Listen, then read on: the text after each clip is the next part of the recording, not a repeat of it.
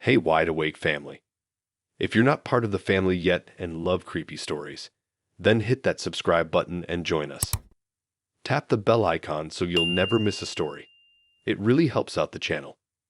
If you've already done all that, then smash that like button to lock it in, and please tell me in the comments where you're listening from. I would love to interact with you legends. Now to the story. It started like most dating app matches do, half out of boredom, half out of curiosity, and definitely not expecting anything serious. I was in bed, wearing the same hoodie I'd worn for 2 days straight, swiping more out of habit than anything else. I wasn't even reading bios at that point, just looking at faces. But then I paused on Linda's profile because her first photo was this weird black and white Polaroid style shot of her sitting in the hood of a car in a huge fur coat and sunglasses, like she was trying to be in a Cementi's crime movie or something. It wasn't hot in a typical Instagram way. It was just weird and kind of cool. Her bio said she loved vintage clothes, old records, film photography, and guys with strong hands and strong opinions. I wasn't even sure what that meant, but it made me laugh, so I swiped right. We matched instantly. Our convo started with her asking what the last photo on my camera roll was. Not hey, not how's your week, but straight up diving into weird questions. I liked that. I told her it was a picture of a chicken sandwich I regretted ordering. We bounced off that for like 2 hours, or going on about weird food photos, me pretending I knew more about photography than I actually did. She asked to meet after a few days. I picked a weekend flea market by the river. I figured she'd like that kind of thing, and it wouldn't be awkward like dinner. The day of the date, she showed up in this massive yellow coat that made her look like a highlighter, with thick boots and these round sunglasses that covered half her face. She walked toward me like we were already friends, like we were just continuing a convo we'd started a week ago. We walked around for hours. She stopped at every booth like she was hunting for treasure, flipping through milk crates full of old vinyls, inspecting dusty ashtrays shaped like animals, holding up leather jackets to herself in a cracked mirror like she was in a montage. She bought this little ceramic cat with one ear chipped off and called it her bad luck charm. I didn't even know what that meant, but I went with it.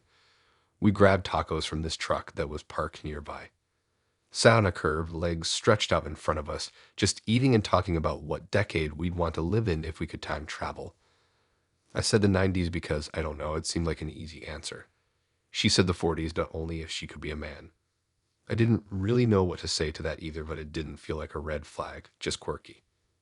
Second date, she suggested this bar on the east side.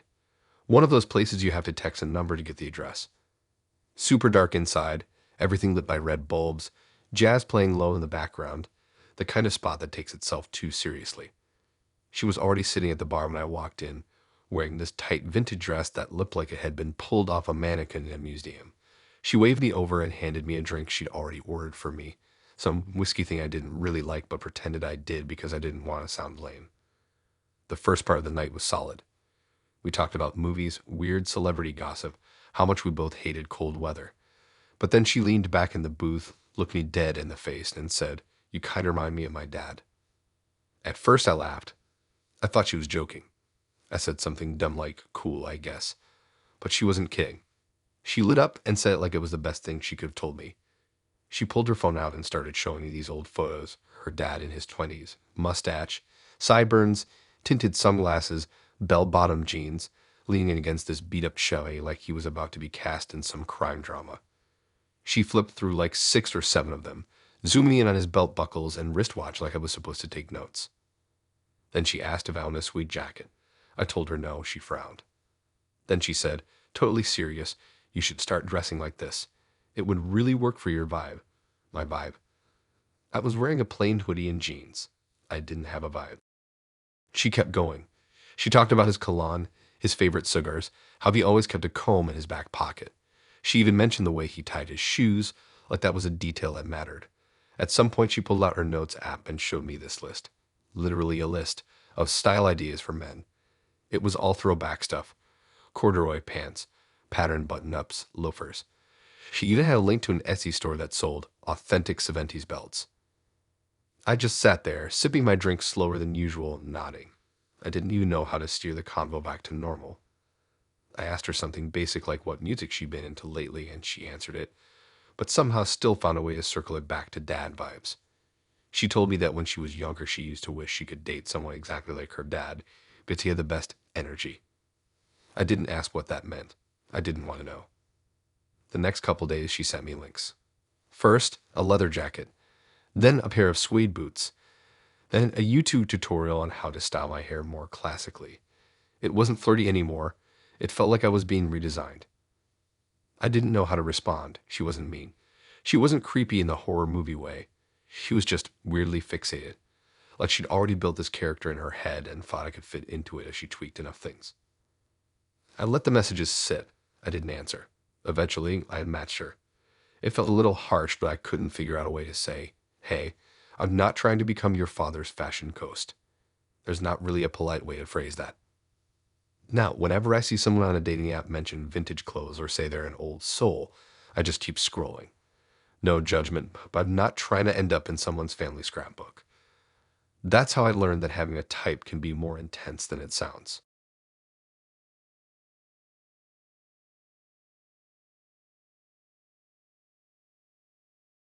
Okay, so this one still gets brought up in my group chat from time to time because of how dumb I felt after. Like, not even just embarrassed, but full on played. I don't even blame the guy, really. I mean, it's kind of genius in the scummiest way possible, but it worked on me for a while, so I guess that says something.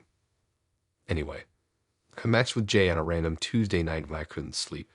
His profile had this photo of him sitting on a picnic blanket holding a book, looking very artsy and relaxed like he was one of those guys who always has strong opinions about bread. His bio said something like restaurant nerd, big fan of first impressions, currently trying to learn the accordion, and I remember thinking, okay, at least he's not another gin bro posing with a fish. We started chatting, and it was pretty chill. No weird vibes, no trying to flirt too hard right away, which I appreciated. He asked real questions too, not just stuff like what you doing or where you from. He asked what my favorite breakfast was, and we somehow ended up talking about pancakes for like 20 minutes. So I was like, okay, cool dude, why not go out? He picked the place, a tiny Italian spot I'd never heard of. I Googled it the day of, and the reviews were really solid. And it had this cute little patio with string lights and mismatched chairs. Very Pinterest first date. When I showed up, he was already sitting outside, sipping something in a mason jar like he'd been waiting forever. But he greeted me super warm, complimented my outfit without making it weird, and we just kind of jumped right in. The food was actually amazing. He ordered for both of us, which usually would bug me, but he asked if I trusted him first, so I said sure. The pasta was insane. I still remember how buttery the sauce was, and I literally texted my friend right after the date to tell her I found a new fab spot. Jay talked a lot, but not in a bad way. He had that confidence that makes you feel like you've known someone forever. He said the place had been his go-to since college. Said it was owned by some family friends, and he liked to support them. I didn't think twice about it. We ended the night walking around this neighborhood with weird thrift stores and empty fountains, talking about movies that ruined us emotionally. He gave me a hug that lasted just the right amount of time and told me he had a great time. He texted me that night saying he'd love to see me again, and I was honestly excited. It felt low-key but promising. So we made plans for the weekend. This time he picked a Japanese spot, not sushi, but like proper home-style stuff. Another place I'd never been to or even heard of. I showed up, and the vibe was similar. Cozy, good lighting, cute handwritten menu. He waved to the hostess like they were old friends. Again, he ordered for us, and again the food was incredible. He said something about supporting local family places, and I remember thinking that was kind of sweet. Like maybe he was the type of guy who actually cared about community and not just whatever new bar had neon signs and overpriced sliders. Third date, different place again. This one was kind of trendy, like Instagrammable brunch food. French toast with whipped lavender cream, stuff like that. He knew the manager, apparently. Dacked him up like they were cousins. And once again, I didn't question it. At this point, I just thought he was some cool dude with deep foodie knowledge, like one of those people who secretly knows every chef in town. Plus, every place he took me to was honestly fire. I was vibing with it. But it started to feel a little weird around the fourth date. He texted me to ask if I wanted to try this new Mediterranean spot that just opened downtown. I said yes, and again, the food was stupid good. Like fall apart lamb and these roasted potatoes that tasted like magic. But while we were eating, I noticed the way he kept glancing around the restaurant. Not nervously, but like he was checking to see who was there. Then this couple walked in and he waved them over like they were old friends too. They didn't even seem to recognize him at first, which was weird, but they sat down at a table nearby and I caught Jay sort of nudging the waiter in their direction, like physically pointing them out. That's when I started connecting dots. I joked, like, "Do you own this place or something?" And he laughed and said, "Something like that." That should have been my red flag right there, but I was still in date mode, trying to be chill. After we ate, we walked to his car and I brought it up again. Like, "How do you know everyone at every restaurant we've been to?" And he laughed again, kind of brushed it off like, "I grew up around the food scene, my fam's in the business." Again, not technically a lie. I went home and looked up the names of all 4 restaurants. That's what hit me. All of them were owned by people with the same last name, Jay's last name, like straight up family businesses. Cousins, uncles, siblings. One place even had a photo on their Instagram of him working in the kitchen. And suddenly the whole thing made sense. He was using dating apps to bring in customers. Like I was part of some slow marketing strategy. The charm, the hand-picked meals, the weird habit of ordering for both of us. It was all curated. I probably looked like a loyal customer bringing in word of mouth viz. And honestly, it was kind of brilliant. Gross, but smart. I didn't confront him about it. I just stopped answering texts. He messaged me a few days later asking if I wanted to try a new Korean fusion spot, and I just left him on read. I told my friends, and we all agreed it was some high-level hustle. Like, who needs Yelp when you can just date your customers? The food was amazing, but yeah, not trying to be part of anyone's business plan again.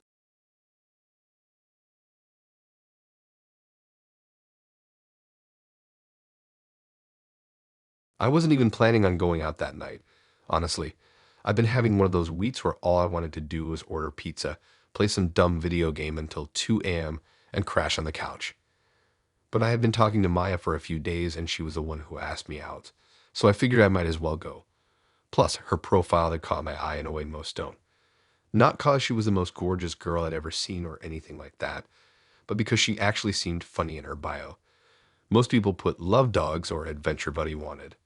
Hers just said, "I'm probably judging you, but in a fun way." I don't know why, but it cracked me up. We matched on a Wednesday night and she messaged me right away. Normally, I hate when people start with, "So tell me something interesting about you," cause who really has something ready to go. But with her, it didn't feel like an interview. I said something dumb about how I once read every Goosebumps book as a kid, and she actually thought it was cool. She told me she collected old ticket stubs, and I remember thinking, okay, she's a little odd, but in a good way. So when she suggested dinner on Friday, I said yeah. She picked the place, a trendy little spot downtown I'd never tried. It had those brick walls, string lights, the whole Instagram aesthetic thing. When I got there, she was already sitting in a booth by the window, wearing this oversized leather jacket and sipping a drink with a slice of cucumber in it. She gave me this quick half smile like she already knew me somehow, and I thought, damn, maybe this will actually be fun. The first 20 minutes were easy. She was quick with jokes, not trying too hard, just that kind of energy that makes you want to keep talking. She teased me about the way I folded the napkin on the table. I teased her about her weird cucumber drink, and for a little while it felt like one of those days you actually hope leads to another. But then things shifted in the weirdest way. Halfway through dinner, she leaned in, lowered her voice a bit, and said, "So I should probably tell you something." My brain immediately went into panic mode, like she's married, or she's secretly moving out of the country, or something equally dramatic. Instead, she grinned and said, "I'm recording this." At first, I thought she meant like taking a video of her food or something. But no, she tapped her purse and I noticed this little blinking light inside. A microphone. She straight up had a mic hidden in her bag. I must have looked confused cause she just shrugged and said, "It's for my podcast. Don't worry, I don't use real names." I didn't even know how to respond. A podcast. Dates?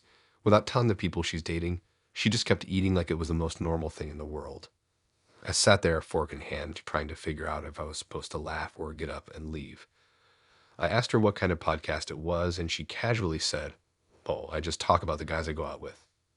What they do right, what they do wrong, how they dress, how they eat." People love it, like she was proud of it. She didn't even flinch when she said it. That's when it hit me. Every little joke she made, every comment about the way I ordered food, every time she asked me some oddly specific question. It was all for content. I wasn't even a person to her. I was material. I tried to roll with it for the rest of the meal, cause walking out felt dramatic, but I couldn't relax anymore. She asked me about my job, and I suddenly felt like if I said the wrong thing. She braced me on some podcast episode called Date with Spreadsheet Guy. She asked me if I was close with my family, and I started wondering if she'd be imitating my voice later on for her listeners. The thing is, she didn't seem malicious. She wasn't mocking me to my face or anything. She was just so casual about it, like this was just what dating was to her now. A series of stories she could tell strangers online. When the bill came, she didn't even offer to split it, which normally I don't mind. But in this case, it felt different. Like I was literally paying for the privilege of being part of her content. I handed over my card, all the while imagining her next episode. This guy ordered chicken, folded his napkin weird, and still paid for everything. What a gentleman/doormat.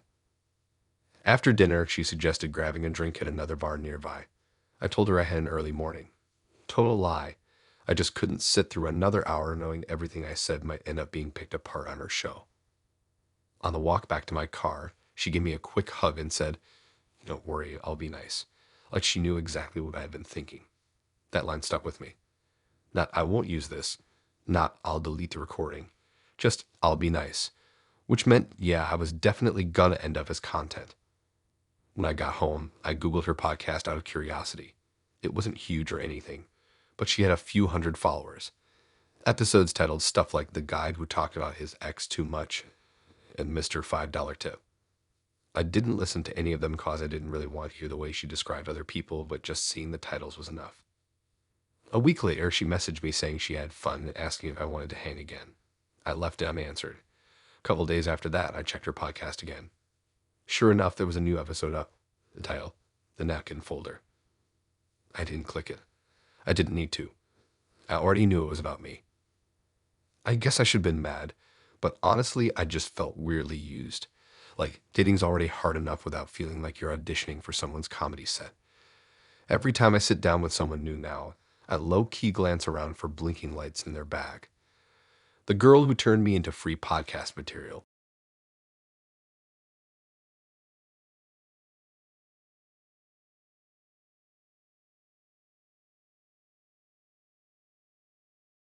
This whole thing started because of a random Tuesday night when I should have been doing laundry but ended up on a dating app instead. You ever just get stuck in one of those moods where you don't feel like doing anything productive, but your brain still needs something to focus on? That was me. I had a pile of clothes staring at me. Instead, I just flopped on the couch with half a bag of chips and opened the app like it owed me something. Sandy's profile popped up and immediately felt different. She had a goofy pic of her holding a giant sandwich and another one where she was dressed out like a pirate for some theme party. Her bio said, "Divorced, not bitter, just rebuilding. Must love dogs and tolerate karaoke." It had the kind of honesty you don't usually see, and I appreciated that. She looked confident, not trying too hard, and she had the kind of smile that looked like she was always about to say something sarcastic. I swiped right. We matched maybe 5 minutes later. She messaged first and jumped right in, asking what my go-to karaoke song was. I told her I'd only do karaoke if the room is dark and I'm at least 2 drinks deep, which made her laugh. We traded messages for a few days, mostly banter, a little about work, and then she asked if I wanted to meet up. I said yeah, why not? It had been a while since I'd gone out with someone who didn't immediately make me want to fake a stomach ache halfway through. She suggested we meet at this bar she liked that was kind of out of the way. Not one of those packed places downtown, but a quieter spot tucked behind a gas station. The kind of place only locals know about. I showed up a few minutes early and grabbed a table near the back. She walked in wearing this giant hoodie and ripped jeans, hair up in a messy bun, and somehow still looked more put together than I did. She gave me a hug that felt like we'd known each other longer than we had. And then we just started talking like we'd picked up from an earlier conversation. It was honestly one of the best first dates I'd had in a while. We talked about our worst jobs, shared weird stories about our families, and got into this deep conversation about why people keep socks with holes in them. I was laughing most of the time. She had a dry kind of humor, like she'd seen too much to be impressed by small talk. It was refreshing. Then, somewhere between her finishing her second drink and me realizing I was actually having fun, she said something that totally threw me. We were talking about our living situations, just casual stuff. I said I had a roommate, and she nodded and said, "Yeah, I live with my ex. It's temporary." She said it like she was telling me her car had a dent or something. No hesitation, no build-up. "Just move. Here's my red flag." At first, I thought I misheard her. I said something dumb like, "Wait, ex is in. Ex-husband." And she was like, "Yeah, we got divorced a few months ago. He's still at the apartment for now." I didn't even know what to say. She noticed the look on my face and quickly added, "It's not like that. He sleeps on the couch and we barely talk. We just haven't figured out the logistics yet." I nodded, but my brain was racing. I'd heard of messy breakups, but still living with the person. That's a different level of complicated. I asked if she was cool with it, and she said it wasn't ideal, but she didn't want to kick him out without a plan. Said he was bad with money and didn't really have anywhere else to go. She could tell I was still processing it, so she tried to lighten the mood. She said, "Hey, if anything, it's a great way to show off what he lost." And then she laughed. I laughed too, but not because it was funny. It was that awkward laugh you do when you're trying to keep a situation from getting weird, but you already know it's spiraling. We kept talking, tried to shift the convo back to normal, but it never quite got back on track. I couldn't stop thinking about her living with the guy she used to be married to. Like, was he there when she was getting ready for this date? Did he see her leave the house? Was he sitting on the couch right now watching a movie while she was out with me?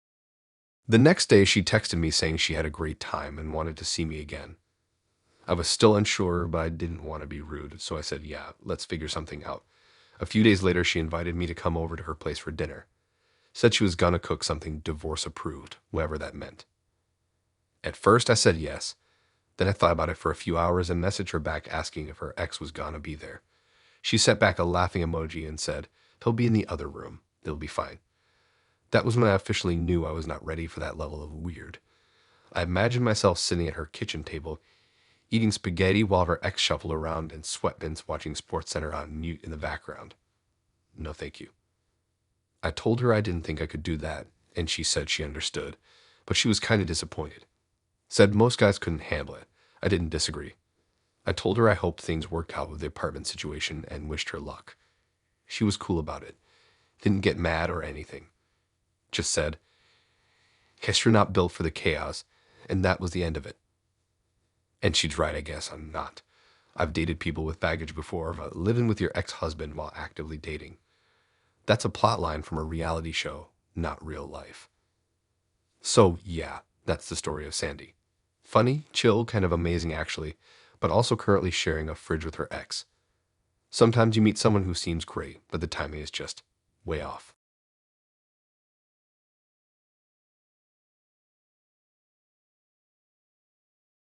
Alright, so I'll just start by saying I really didn't even want to go on this date.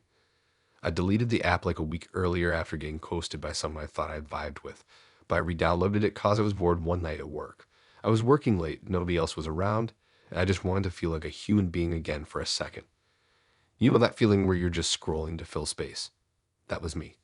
So I matched with Tanner after maybe 5 swipes. His profile was kind of whatever. A couple photos of him hiking, one with a dog and a gym selfie he clearly thought looked casual, but definitely wasn't.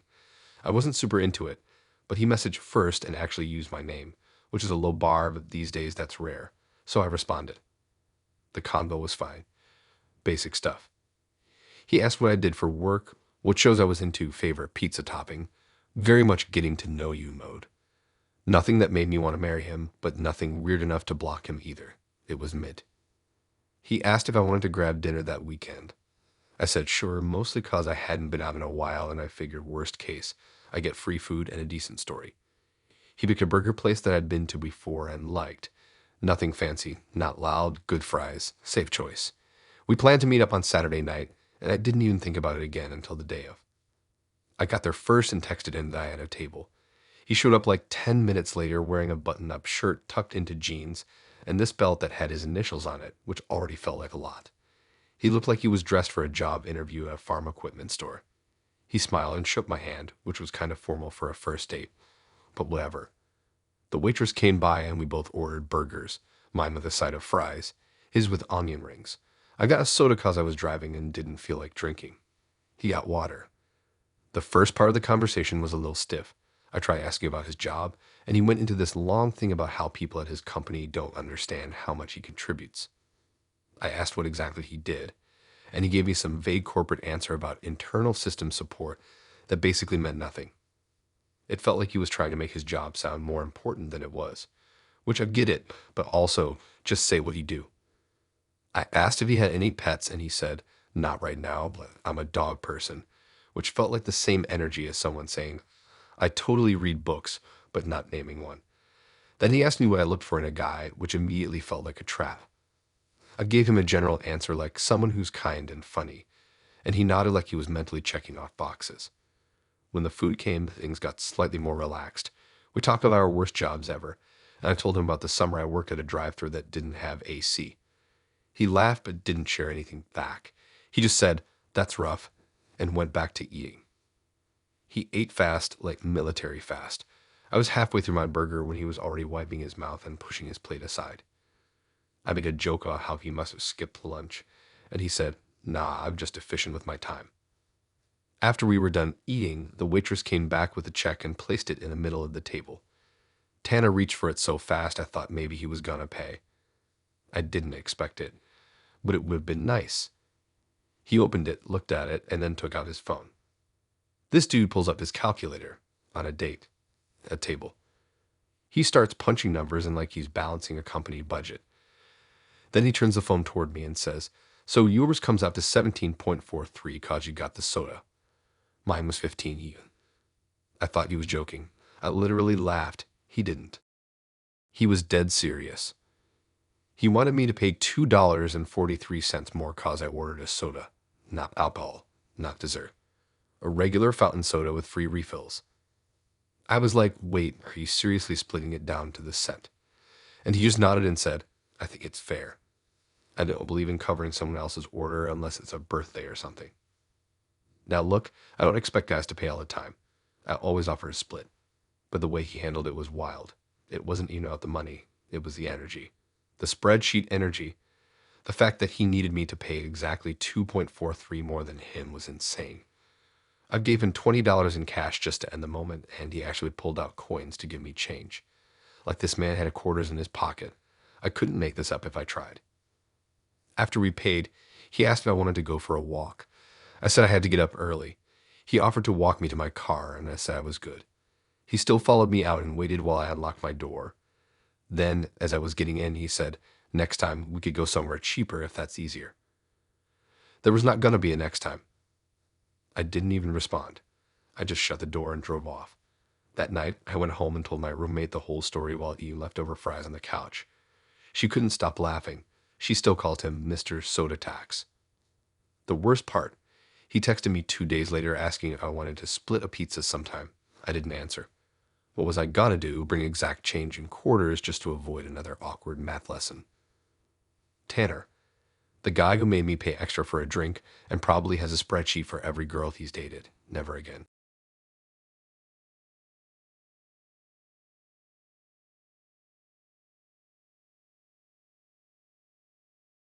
I had just gotten back from this weird family trip where my aunt kept trying to set me up with her neighbor's son who literally sold candles out of his garage. I came home exhausted, threw my suitcase in the corner of my room, and deleted all the photos of the trip from my phone, except the one where I was holding a raccoon at a gas station petting zoo. I was mentally drained, bored, and honestly just looking for something to distract me from how single I felt after watching my cousin get proposed to in a canoe during sunset. Yes, that actually happened. Anyway, I re-downloaded the app. Told myself I was just gonna swipe for 5 minutes. No pressure, no plans, just killing time. Daniel's profile was clean, like weirdly clean.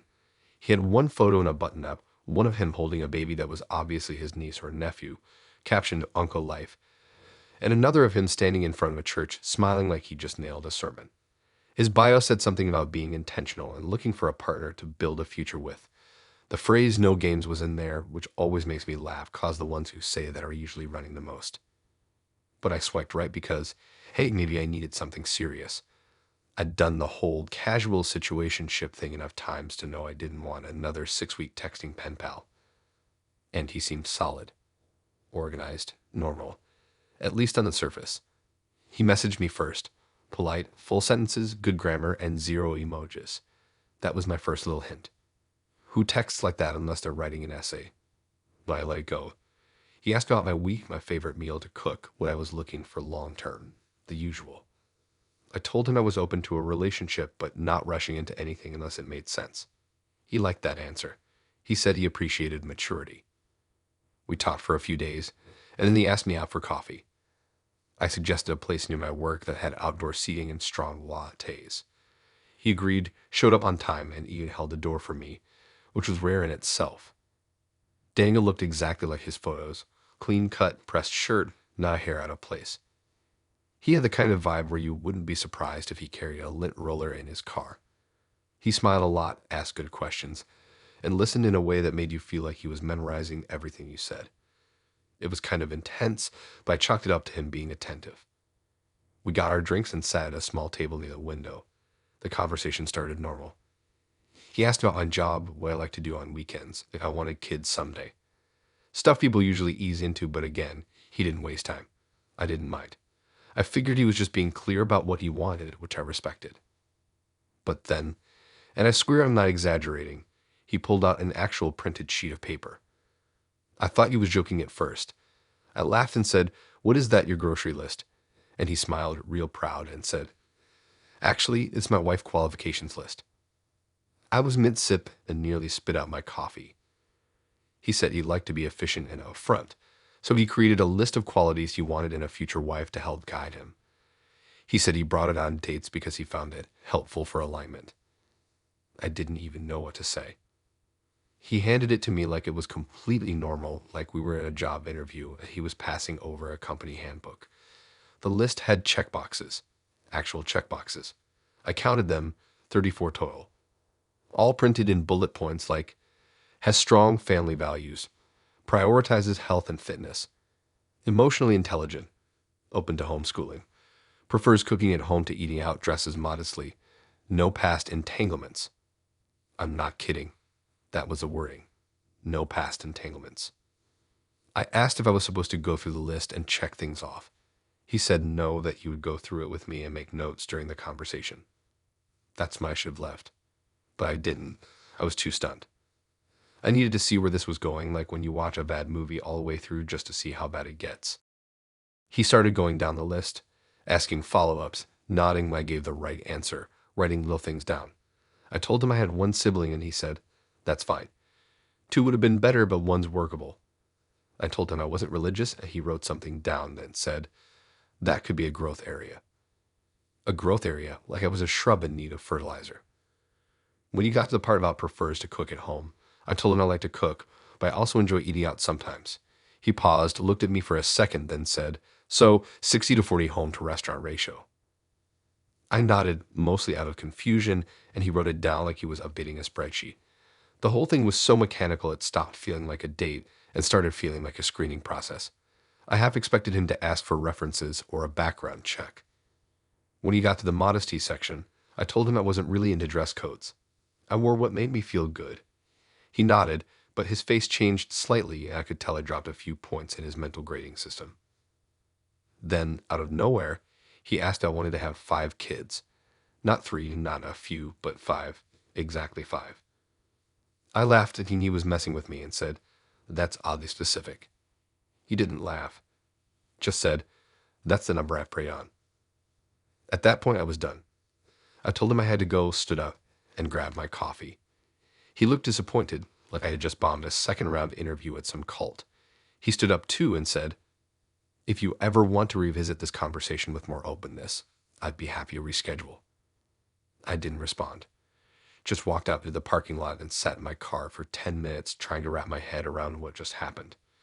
He actually had a literal list, and he thought that was totally normal. He texted me later that night saying I had potential but needed to reflect on a few things before we could proceed. I blocked the number and never looked back.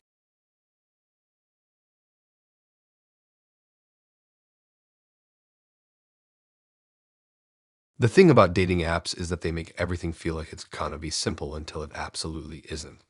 It's all swipe, match, message, flirt. And then suddenly someone's asking if you'd quit your job and move across the country like you've been dating for years instead of days. I matched with Madison during my lunch break at work while I was sitting in my car eating cold leftovers out of a Tupperware container. I wasn't expecting much. Honestly, I barely even put effort in my profile anymore. My bio just said I make decent pancakes and terrible small talk, which pretty much sums me up. Madison had this soft kind of look in her photos: clean makeup, flowy dresses, and those blurry sunset filters that people always use when they're trying to give main character energy. Her bio said looking for something real, not here for games, marriage minded only. Now, usually that would have been a red flag for me. Not cause I'm scared of commitment or anything. I just don't like when people come in swinging with intense expectations before they even know if you're allergic to cats or chew with your mouth open. But I was in a weird mood that day and thought, screw it, let's see what happens. We matched, and she messaged first. Her first message was, "What's your 5-year plan?" No, hey. No, what's up? No easing into it. Just a straight up interview opener. I laughed a little and replied with, "I was thinking about getting a dog. That's as far as I've gotten." She didn't laugh, but she kept talking, and eventually the convo smoothed out. She was polite, a little formal, but asked good questions. She mentioned how she'd recently gotten out of a long relationship and didn't want to waste time dating people who weren't serious. I told her I was open to a real relationship but wasn't in a rush. She said that was acceptable, like I had passed some early round of auditions. Anyway, we ended up meeting at a coffee shop a few blocks from my place. It was one of those fancy places that sells drinks with names like Honey Cardamom Latte and only plays vinyl records. She walked in wearing this long green dress and ankle boots, like she was going to a garden wedding instead of a first date. But she looked good, and she smelled like expensive lotion. And she gave me this quiet little smile that made me feel like she'd already decided I was worth her time. We sat down with our drinks and started talking. She had a very calm way of speaking, like everything she said was part of a TED Talk. She asked about my family, my job, my credit score. Okay, not the last one. But it wouldn't have shocked me. I told her I work in design and did freelance on the side, and she nodded like she was mentally adding that to a spreadsheet. I asked what she did, and she told me she worked remotely for a marketing agency but was open to relocating if the relationship made sense. I said something like, "That's cool. I guess remote work makes that easier now." She nodded again, took a sip of her drink, and then said, "Would you relocate for marriage?" I blinked. I legit thought she'd misphrased something. I said, "Like in general?" She said, "No, like if we were dating seriously. Would you be willing to quit your job and relocate if the timeline was right?" Keep in mind, this was about 35 minutes into our first date. I hadn't even finished my muffin yet. I laughed a little, thinking maybe she was just testing the waters, being hypothetical, but she stayed completely straight-faced. She explained that she wanted to be married within a year, not start thinking about marriage, but be married, and she needed someone who could make big decisions fast. She said dating for fun was a waste of emotional investment, and she didn't want to waste her best years on indecisive men. Look, I respect knowing what you want. Really? But there's a line between being direct and trying to turn a coffee date into a real estate meeting. I told her I like to take things slow and really get to know someone before making huge life moves. She didn't look mad or offended. She just looked disappointed, like I was a decent product with the wrong features. She asked if I had any plans to settle down within the next year. I said, "Not unless I meet someone who makes me want to." She nodded and said, "That sounds romantic, but it's not a plan." I wanted to say that marriage isn't a checklist or a timeline, but I could already tell she wasn't trying to have that debate. The rest of the date was weird. She didn't leave, and neither did I, but the energy shifted. I asked about her family, and she said her mom had always told her not to waste time on men who didn't have direction. She said she believed in structured love. That phrase stuck with me. Structured love, like it was a construction project. At one point, she pulled out her phone and showed me a notes app list titled Non-Negotiables. She said she wasn't showing it to pressure me, just wanted to be transparent. The list had stuff like, wants hella kids, can financially support a family, willing to relocate, emotionally available, reads at least one book a month, no smoking, no excessive drinking, respects structured timelines. It was so intense I almost choked on my coffee. I tried to shift things into lighter territory and made a joke about how the last book I read was a cookbook. But she didn't laugh. She said she took relationships seriously and didn't appreciate deflection. After about an hour and a half, she said she had a dinner thing and needed to head out. I offered to walk her to her car and she let me, but the conversation didn't bounce back. She asked if I'd be willing to have a second date, but only if I was clear on my timeline. I said I'd think about it. I didn't think about it. She texted me later that night saying, "Let me know if you're able to align with my goals." I never answered. Not because she was mean or rude or anything. She wasn't. She was just on a whole different planet. One where first dates come with job offers and relocation packages. That was Madison. The girl who treated our date like a merger proposal and wanted a man who could pack up and move his life by next March.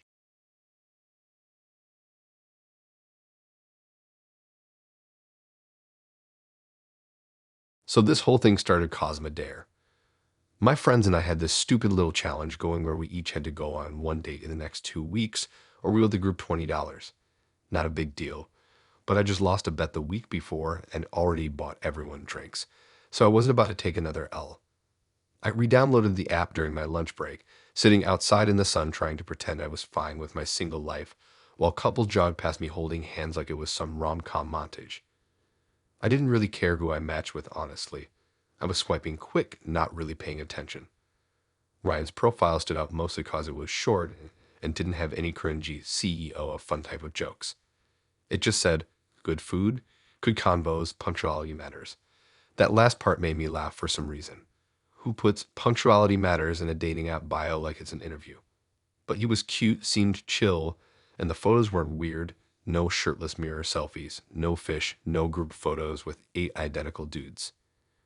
We matched later that night, and he messaged me like an hour after with a simple "you free this weekend," which I kind of appreciated. Straight to the point.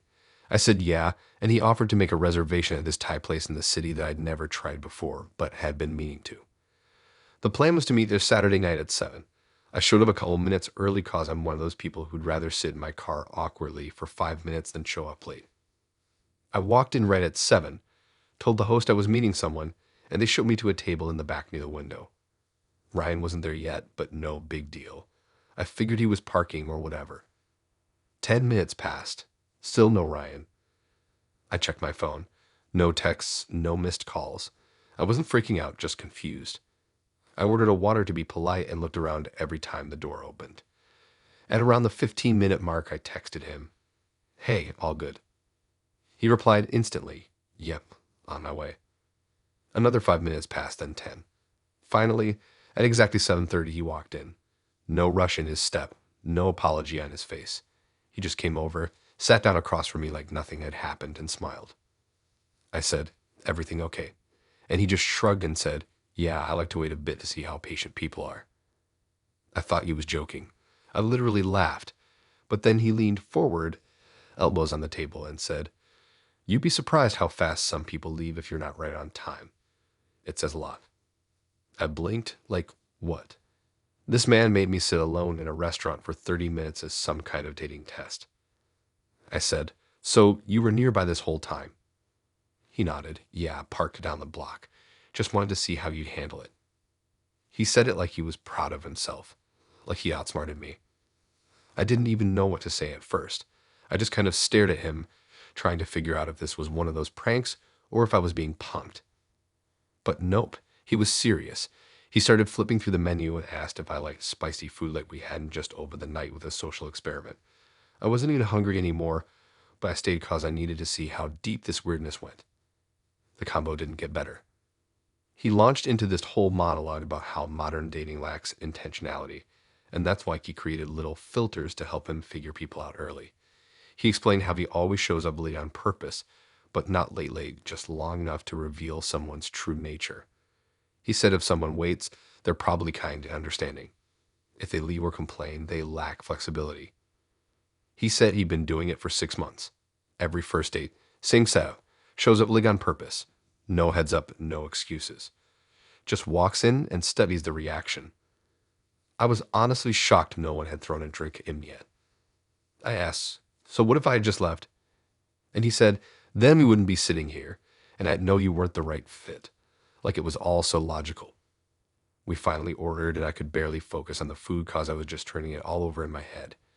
He kept talking like this was all super reasonable, like he was running a controlled experiment instead of just being rude. He said, I don't believe in wasting time on the wrong energy. I wanted to ask how wasting my time proved anything about me, but I stayed quiet.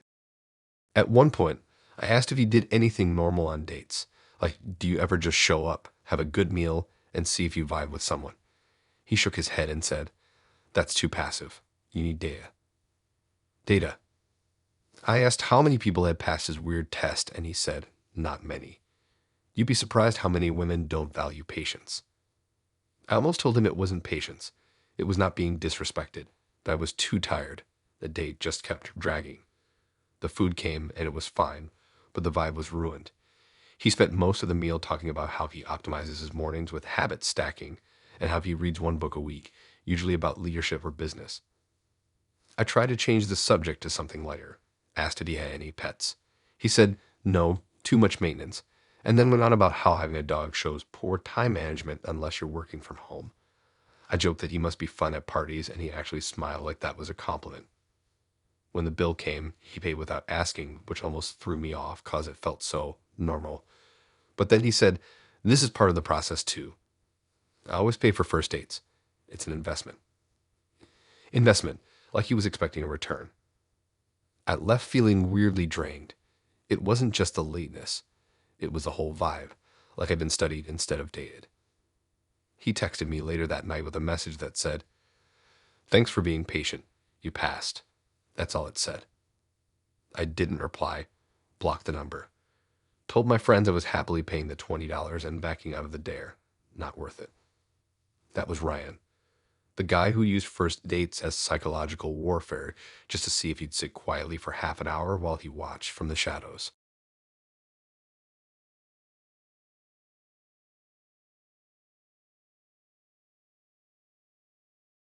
I had this dumb rule at the time where I'd only swipe on people if I was brushing my teeth. I don't know why.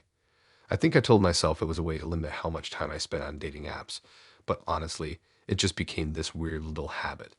So I'm standing in the bathroom one night, toothbrush in one hand, phone in the other, and I matched with Sophia.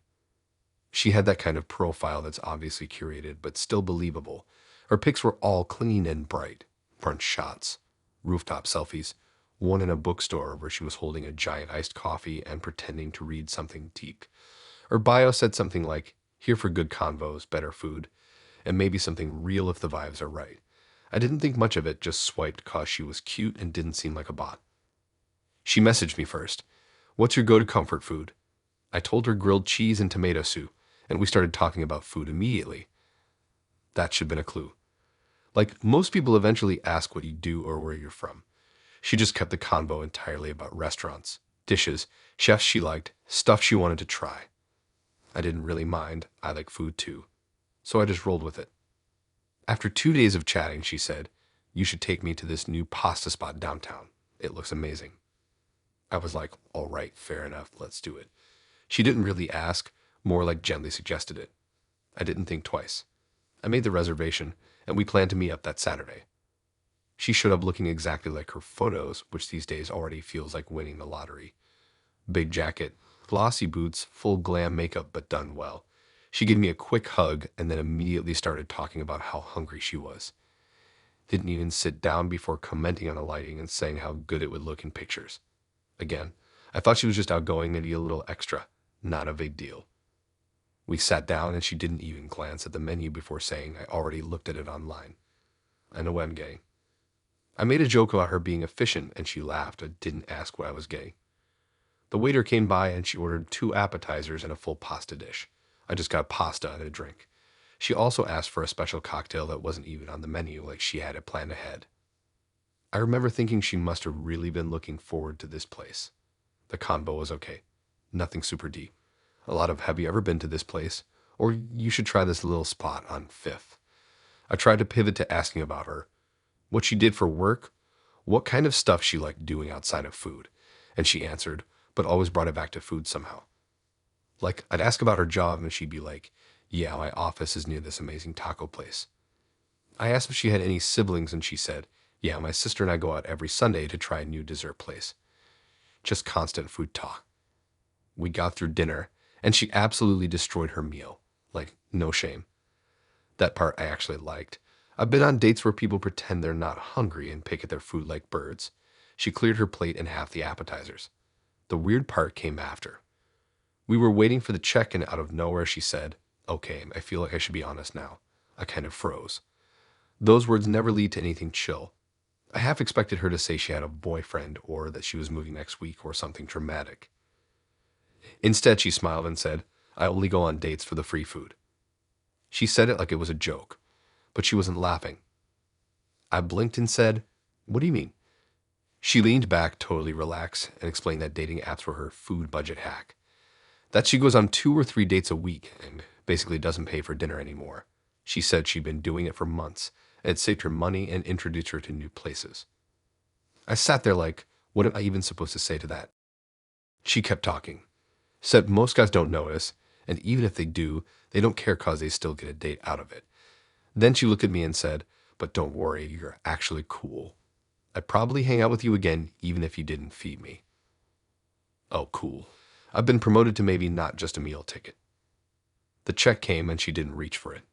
Didn't even pretend. I paid cause it was already on the table and I didn't feel like arguing over it in the middle of a crowded restaurant. She said, "Thanks," and then asked if I'd mind swinging by the grocery store nearby cause she needed almond milk and didn't want to walk alone. I thought she was joking again, and she wasn't. She literally wanted me to take her grocery shopping after telling me she dates for food. I laughed and said I had to get going. She didn't seem offended, just shrugged and said, "Okay, worth a shot." And she gave me a little wave and walked off like we'd just finished a casual business meeting. I sat in my car afterward, just staring out the windshield like, what just happened? She texted me later that night with a photo of some cupcakes and wrote, "These are from a place I went on a date last week. Next time we go out, we should try it." There wasn't going to be a next time. I didn't respond. I didn't block her either cause I kind of wanted to see if she'd say anything else. She never did. She probably had someone else lined up for the next night. Maybe someone who'd also buy her almond milk. I told my friends about it, and one of them was like, honestly, kind of iconic. But I don't know, it didn't feel iconic. It felt gross. Like I'd been tricked into participating in someone's meal plan. Look, I don't mind paying for a date. I don't. But I don't want to be used. Especially not by someone who's bragging about using people and then asking for groceries like we're running errands together.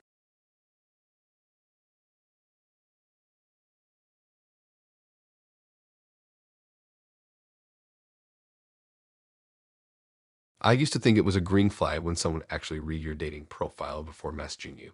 Like, wow, you actually know how to read and not just swipe based on forehead to jaw ratio. Incredible. Revolutionary. But after what happened with Chris, I've decided maybe ignorance really is bliss. The weird thing is, this all started pretty normally. We matched on a lazy Sunday afternoon, one of those days where you're just kind of floating between naps and snacks, and your phone becomes the only thing keeping your brain occupied. I just finished rewatching some dumb reality show and didn't feel like thinking too hard. So I opened the app and started swiping. Chris' profile was very normal. Not in a bad way, just very safe. One hiking photo, one suit photo, one me and my dog photo. Bio said something like, passionate about tech, sarcasm, and black coffee. Let's compare playlists. I wasn't blown away, but I also didn't get any weird vibes. He seemed clean-cut, the type of guy who definitely owns an iron and probably flosses. He messaged me within an hour of matching. Said he liked one of the quotes I had in my bio, a random line I'd thrown in from a book I read ages ago. That caught my attention cause most guys don't even acknowledge the bio I replied and we started talking, and it was actually pretty good. He was smart, funny in that dry kind of way, and actually asked interesting questions. I mentioned a few hobbies, he shared some too. He told me he worked in cybersecurity, and I said something dumb like, "So you can probably hack my Instagram," and he laughed. We talked for a few days and then set up a date, drinks at this chill place near my apartment. Not fancy, not divey, just one of those reliable bars where the lighting's low and the music doesn't blast your face off. I showed up a few minutes early and grabbed a table. He came in right on time, wearing this button down that still had a faint ironing crease down the sleeves. Tall, polite, smelled good. He gave me this firm handshake that felt like we were meeting for a job interview, but it wasn't too weird. I figured he was just a little formal. The first 20 minutes were fine. We talked about movies, swapped Spotify favorites, joked about bad coffee orders. He was clearly smart. The kind of guy who probably got straight as without ever trying. But then he started asking questions that felt a little too specific. Like he mentioned a concert I went to 3 years ago, not one I brought up, one that I posted about. He said something like, "You went to that indie fest in 2022, right? I saw your post about it." I laughed awkwardly and said, "Wow, you've done your research," trying to brush it off. Then he brought up my dog, my old dog, the one I had in college. Said he saw a post from 2018 where I'd written a caption about how she'd helped me through finals. That one gave me pause, like, okay, going back a few months on someone's profile. Sure, but 5 years? I straight up asked, "How far back did you scroll?" And he smiled and said, "Oh, I didn't scroll. I use this tool that pulls everything you've posted publicly and organizes it by date. It's just easier that way." I stared at him, thinking he was joking. He wasn't. He explained that since he worked in cybersecurity, he liked to vet the people he went on dates with. Said he wasn't trying to be creepy, just cautious. He'd gone through everything I'd posted that wasn't private, just to get a fuller picture. Said it was like doing a background check before investing time in someone. I asked if he did this with everyone, and he said yes. Not only that, but he also kept notes.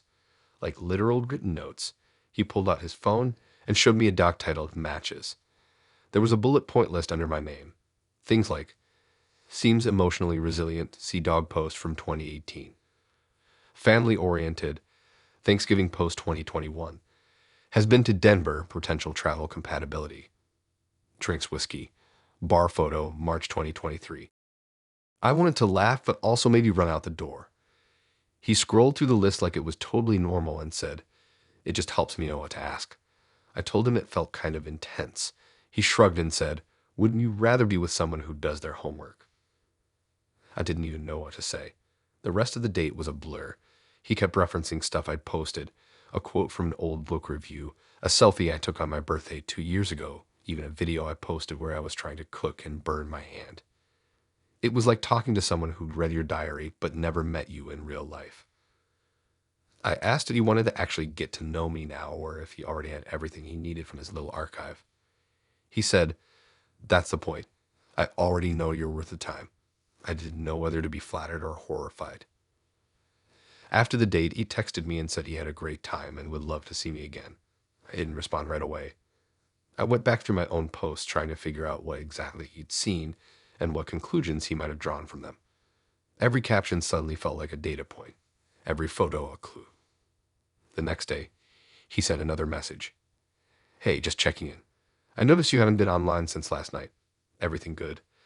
That was the last straw for me. I hadn't even posted anything. He was literally watching my activity. I blocked the number, deleted the app, took down some old posts just for peace of mind. I don't even think he meant harm, but it was just too much. Dating someone who already has a digital file on you. Nah. I want to be discovered, not downloaded.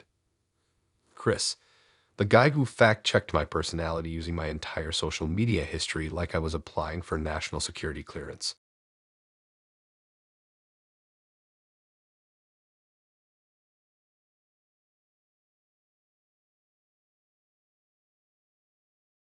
I had no business being on a date that night. For real. I'd just gotten over a cold, I was behind on work emails, and my sleep schedule was trash. But I already pushed this girl off twice, and I felt like if I bailed again, she was gonna block me out of pure annoyance. So I went. Threw on some deodorant, changed my hoodie, and told myself it was just dinner. Worst case, I'd be home by 9 and back on the couch eating cereal.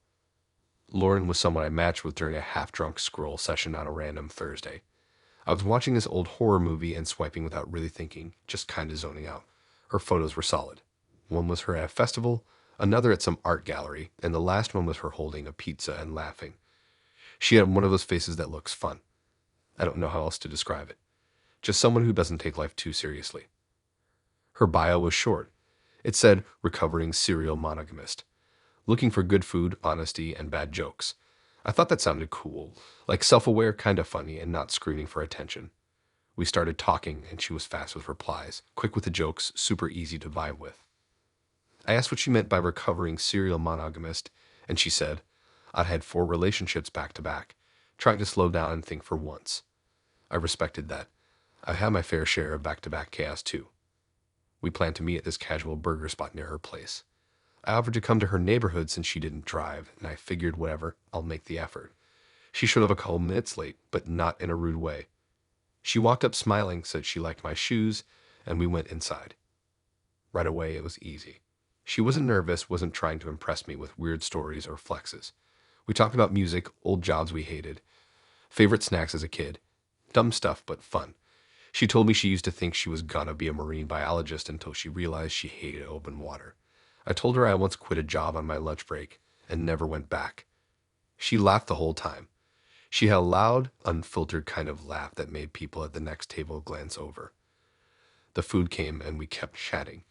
She leaned in when she talked, interrupted herself to ask questions, and somehow turned every story into something hilarious. I was into it. Not on some, oh my god, I'm in love stuff. Just like, finally, someone normal. Someone I could talk to without feeling like I was performing. Then halfway through her fries, she hit me with it. She wiped her mouth with a napkin, leaned back, and said, okay, I've got something kind of awkward to say, but I don't like hiding stuff. I braced myself. I thought maybe she had a kid or just got fired or was moving next week. Instead, she goes, so technically, I'm in an open relationship. I froze, like full stop, brain buffering. She kept going like she'd done this speech before. Said her boyfriend and her had been together for 2 years, and they'd opened things up a few months ago to explore outside connections. She said it was new and messy, but they were figuring it out. Then she added, he doesn't know about this date yet, but I will tell him, eventually. I sat there with a mouthful of fries like, what? I asked her, so wait, does he know you're seeing their people? And she nodded. Yeah, we're open. But then I said, but he doesn't know about this date. And she goes, well, not yet. I usually tell him after the fact. Less pressure that way. Less pressure. Who exactly is that helping? She said it wasn't lying, just delayed transparency. I didn't even know that was a term. I'd never heard someone say it out loud before. Delayed transparency. It sounded like something you'd put on a resume when you're trying to hide how bad you are at communication. I asked her if she told any of her other dates that she had a boyfriend, and she said, only if they ask. She said it with a straight face too, like it wasn't insane. The thing that messed me up was how calm she was about all of it. Like this wasn't a big deal. Like I shouldn't be surprised. Like open relationship was the same as saying she had a cat or worked from home. I asked her, so what happens if I like you and wanted to keep seeing you? And she said, then we talk about boundaries. My boyfriend's pretty chill. I just stared at her. My burger was getting cold, and I was trying to remember if her profile had said anything about her already being in a relationship. It didn't. I read it twice when I got home later, just to be sure. She told me she was enjoying the date, by the way. That she thought I was cool and she liked my energy. That she hoped this wouldn't scare me off. I didn't have the heart to say, girl, I'm already halfway out the mental door. I paid for the food cause I didn't know what else to do. The vibe had completely shifted. She was still talking like everything was normal, asking if I wanted to check out a bar nearby or maybe go on a second date sometime soon. I told her I'd let her know. She smiled, gave me a hug, and walked off into the night like she didn't just drop a relationship grenade into the middle of my burger. The next day, she messaged me saying she had a great time and would love to hang again. I didn't reply, not because I was mad, just because I didn't want to start something that was already tangled from the jump. I talked to a friend about it, and he was like, well, at least she told you. But the way I see it, telling me halfway through the date doesn't get you points. If you're walking into something with strings attached, the least you can do is say it up front. I'm not trying to be part of someone's emotional side quest.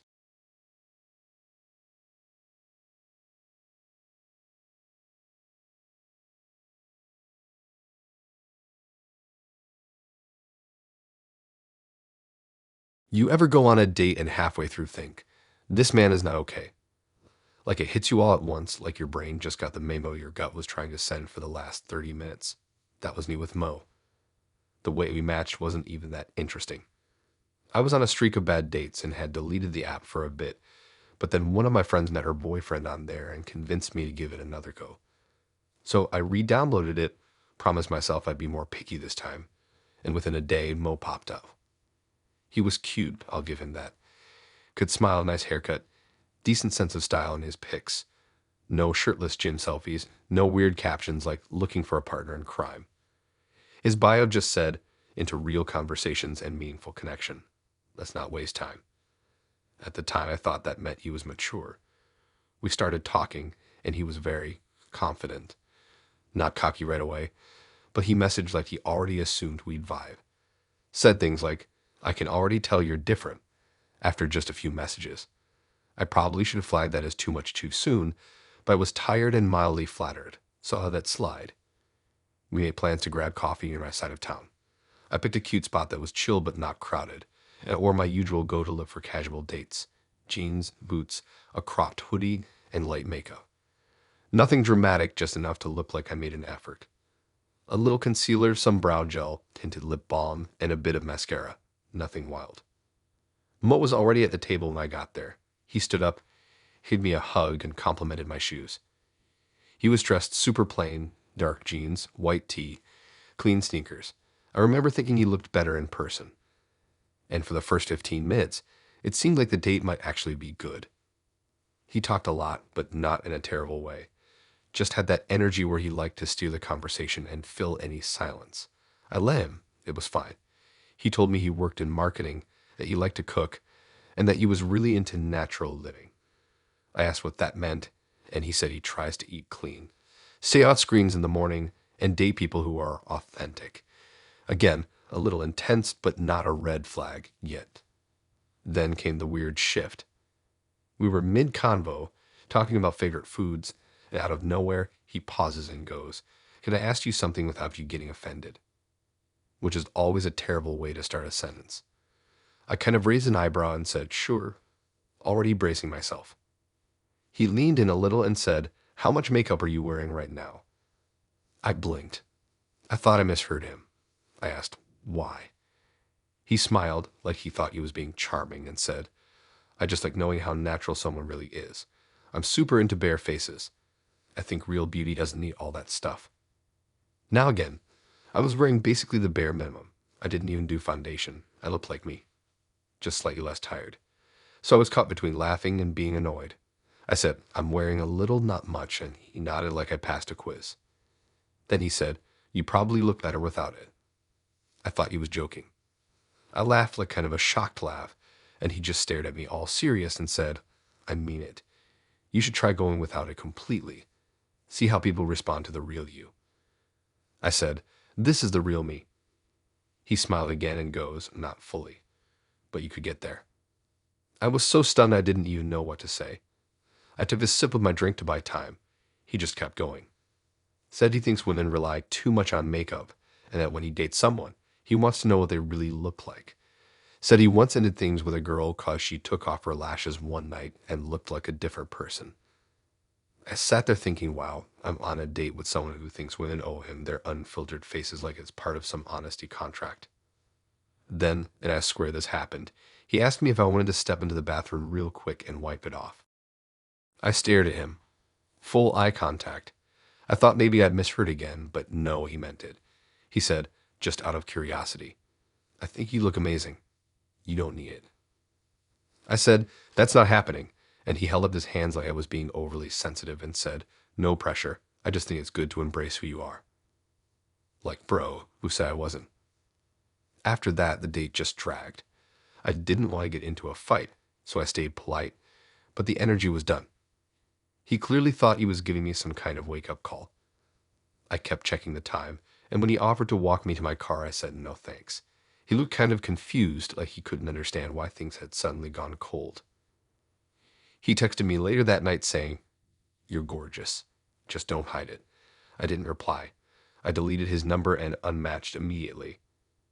What got me the most was how calm he was about it. Like what he said wasn't rude, just honest. He really believed he was helping. That telling a stranger to wipe her face on a first date was somehow a compliment. I told my roommate about it, and she went off for 20 minutes straight. Called him the bare-faced police and said I should have thrown my latte at him. Honestly, I wish I had.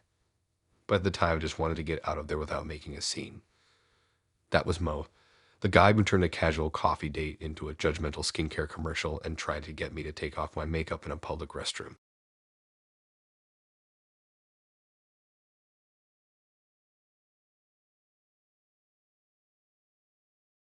I was honestly just trying to get back out there after a breakup that felt like a weird fever dream. You know, that stage where you're not even heartbroken anymore. You're just bored and tired of eating dinner alone like some sad sitcom character. That's where I was. I wasn't really looking for anything serious, just wanted to hang out with someone who wasn't my coworker or my landlord. So I opened the app again, updated my photos, changed my bio to something stupid like can cook minute rice in 58 seconds, and waited. That's when I matched with Chloe. She had the kind of profile that doesn't even try to be subtle. The first photo was her in a hot pink dress holding a cocktail the size of her head, and the rest were variations of that. Beach shots, mirror selfies, all filtered out. Her bio just said, if you're not financially stable, keep it moving, with a little money bag emoji at the end. Not most of the time I'd swipe left on that. Not cause I'm broke or anything. I'm fine. But cause it screams drama. But that day, I was bored, mildly curious, and a little reckless, so I swiped right. We matched like 10 minutes later. She messaged first and said, you look like someone with decent credit. I had no idea what that even meant, but I went with it. I replied something dumb like, that's the nicest thing anyone said to me all week. She laughed and we started talking. Her tone was kind of aggressive, but not in a mean way, just super direct. She didn't waste time with small talk. Her second question was, do you live alone? I told her I had a roommate.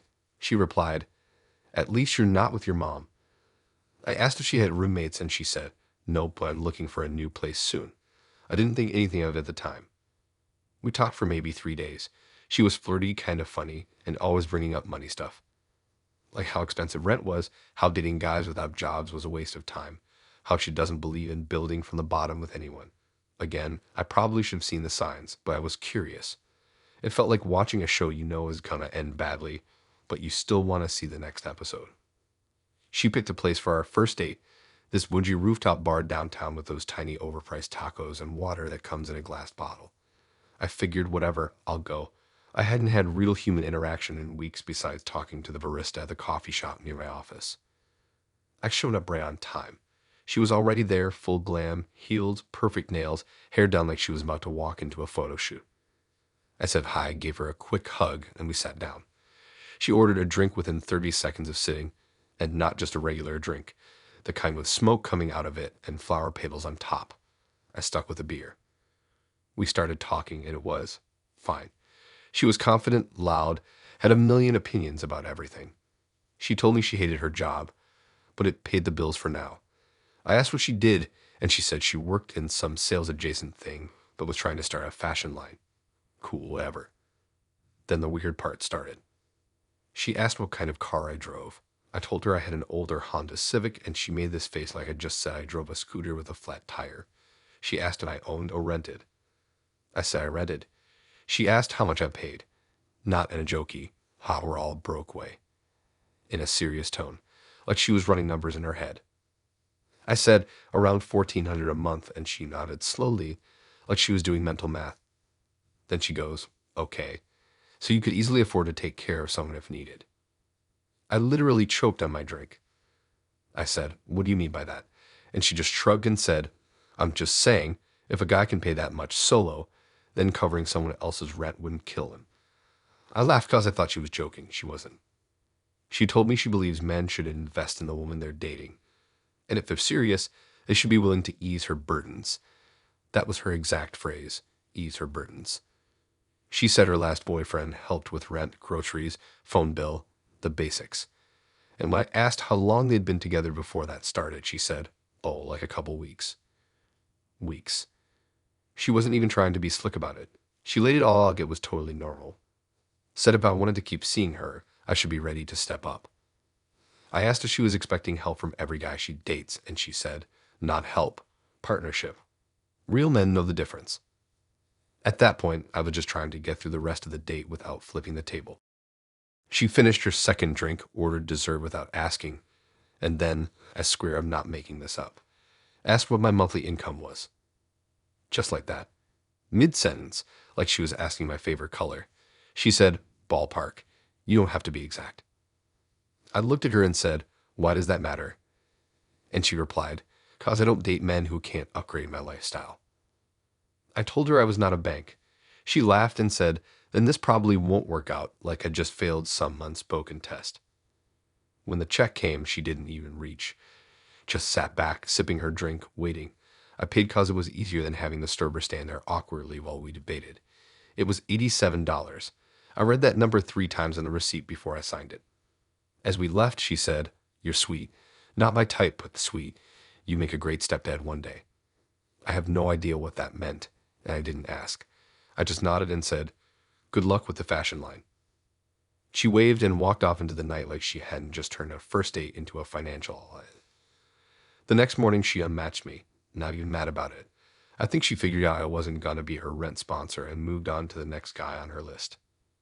The girl who turned dating into a screening process for live investors and asked for my income before we even split a plate of fries.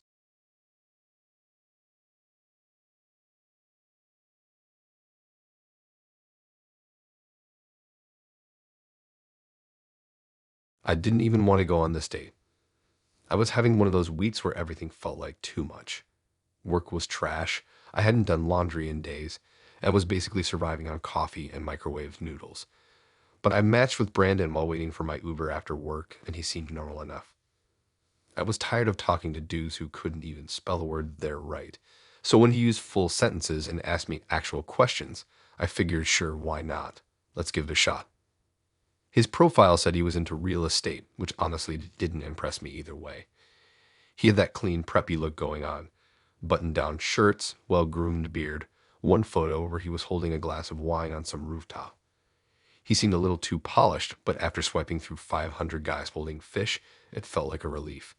We chatted for a couple days. He was a quick responder, a little sarcastic, and definitely the type who liked to be in control of the conversation. I wasn't totally sold, but he was persistent in a way that didn't feel creepy.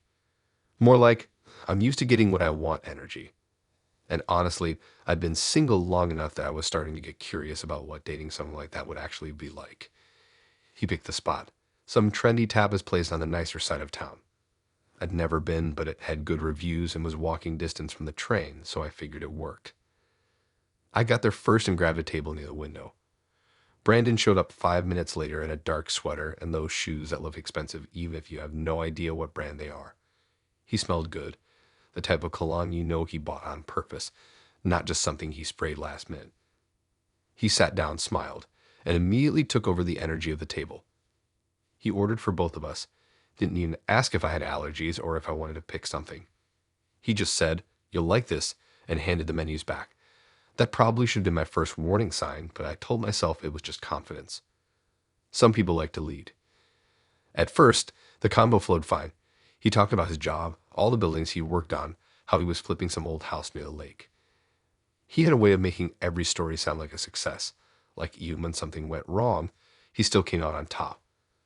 I asked him a few questions, but he mostly kept steering it back to himself.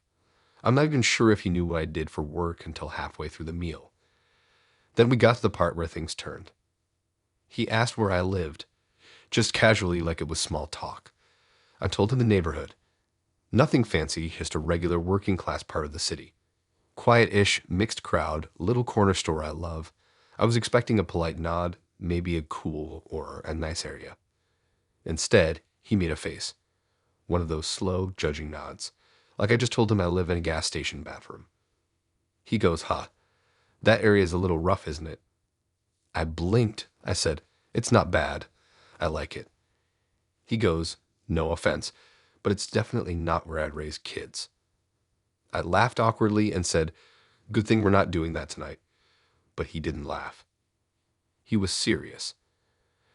Then he launched into this whole unsolicited breakdown of what's wrong with my neighborhood.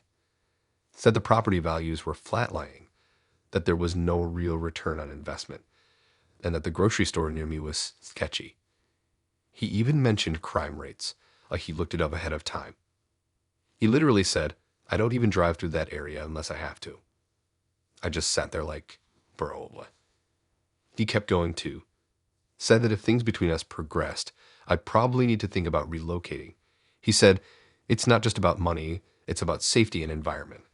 I want to be with someone who sees the bigger picture." I said, "That's a pretty big assumption for a first date," and he smiled like he was doing me a favor. Like I should be grateful he was even considering a future with someone who lives in a zip code he doesn't approve of. Then he asked how much I pay in rent. Dead serious. I said, "Why does that matter?" And he replied, just curious. You could probably get a better deal in my neighborhood. I said, your neighborhood is twice the price and has 0 parking. He shrugged and said, well, yeah, but it's worth it. Then he said, and I swear I'm not making this up, if we ever move in together, I'd want to handle where we live. That's not really a decision I'd want to split. I stared at him. Like, is this man trying to plan our cohabitation before we've even split a check? I asked him, do you always talk to people like you're writing a contract? And he said, only when I see potential. At that point, I just wanted to eat my food and go home. He didn't pick up on any of my discomfort either. He just kept talking. Real estate this, investment that, neighborhoods that were beneath his standards. He even said, I don't date people who settle. I was like, settle? For what? Affordable rent and a decent Mavega. The check came. He paid without saying anything, which honestly surprised me, but then he ruined it by saying, next time, we'll go somewhere near my place. Safer. I almost laughed in his face. I just nodded and said, sure. When we left the restaurant, he walked me to the train station and said he had a great time. Then he added, just think about what I said. Don't limit yourself. I said, I think I'm good where I'm at, and he gave me that pity smile people use when they think they're smarter than you. He texted me later that night saying, you're beautiful. You deserve a better environment. Let me help with that. I didn't reply. I didn't even bother blocking him. Just let the message sit there like an unpaid bill.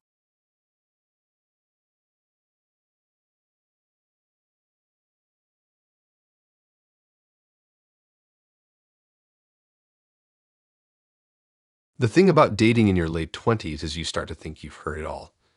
Like, by a certain point, you've collected enough weird stories to feel kind of bulletproof. Ghosting doesn't surprise you anymore. Awkward silence. Been there. Someone mentioning their ex mid-sip of their drink. Classic. So when I matched with Andy, I wasn't expecting anything other than maybe a drink and a mildly interesting conversation. That's all I really hoped for at that point, not to be bored. He messaged me first and opened with a pun that was so bad it looped back around to being funny. I don't even remember it exactly. Something about coffee and compatibility, but I read it with a smile, which was more than I could say for 90% of the messages I've been getting. His profile was a mix of dad jokes, pictures with his dog, and one suspiciously high-quality photo where he looked like he was mid-commercial for a hiking backpack. I figured it was harmless. We texted for a few days. He was friendly, maybe a little overly polite, but in a sweet kind of way. He asked questions like, what's your ideal weekend? And if you could eat one meal for the rest of your life, what would it be? Nothing deep but not shallow either. Just safe. I told him I was free Thursday and he offered to meet at a coffee shop I'd been to a few times before. Chill vibe, not too loud, and the pastries were legit. So Thursday comes. I get there a few minutes early, order a drink, and grab a window seat. And he walks in right on time, wearing a button-up that was clearly ironed, hair combed, looking like someone who does laundry on a schedule and eats vegetables by choice. He waved, smiled big, and sat down across from me with a sort of eager energy that felt almost too clean, if that makes sense, like a preschool teacher on the first day of class. We start talking, and the comp was okay. He tells me about his job, something tech-related but vague. I tell him about mine. We talk about TV shows we grew up watching. He tells me he's an only child, and then he asks if I've ever done speed dating. I say no, and he tells me he did it once but hated it because his mom thought it was too impersonal. That made me pause. I laughed a little and said, wait, your mom had an opinion about your speed dating event.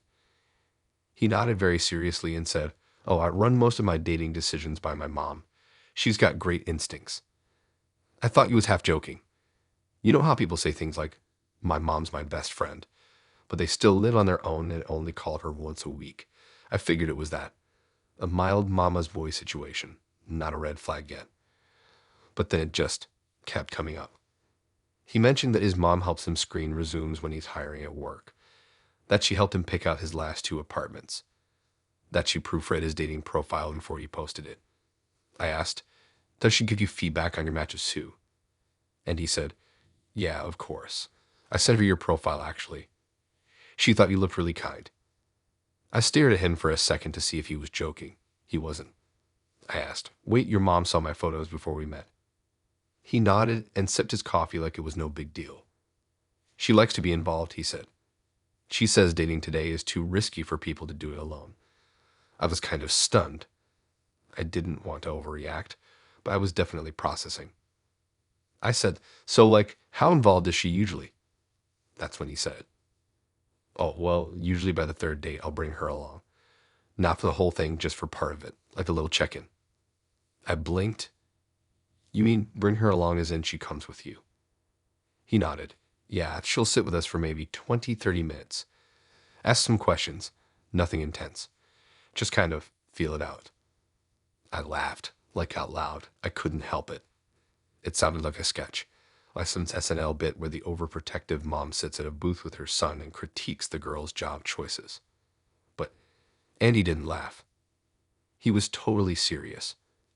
She's never wrong, he said. She told me my last girlfriend wasn't being honest with me, and 2 months later I found out she was still seeing her ex. I asked, and you think that was because your mom picked up on it? He nodded. Absolutely. She's sharp, intuitive. She can read people better than anyone.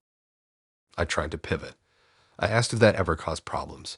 He said only with people who didn't appreciate structure. His words, not mine. The rest of the date, awkward. I tried to steer us back to something lighter. Music, pets, dumb internet stuff. But he kept circling back to how important it was for his mom to meet anyone he seriously considered. He said, if things went well between us, I'd probably introduce you to her next week. We'd been talking for maybe 45 minutes at that point. I hadn't even finished my muffin. I asked, would you ever date someone your mom didn't like? And he said, probably not. It's not worth the stress. At that point, I was mentally done. I smiled, told him I had to get going, and thanked him for the coffee. He offered to walk me out.